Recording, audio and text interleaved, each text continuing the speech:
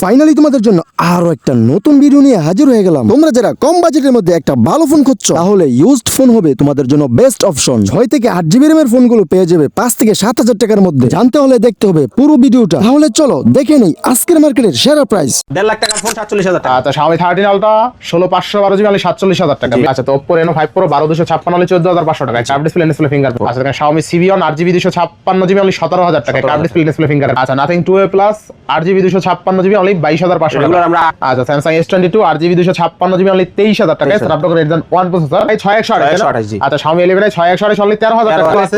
Diesel 8 Pro 128GB 1,500 টাকা offer price. আচ্ছা দেখেন CMF 2 Pro 8GB 256 GB box charger সহ 24,500 টাকা। আচ্ছা 45,000 টাকার ফোন অনলি 30,000 টাকা। Samsung A36 আচ্ছা Google Pixel 6 8128 অনলি কিন্তু 19,000 টাকায়। তিনটা দেখে একটা নিতে পারবেন অবশ্যই।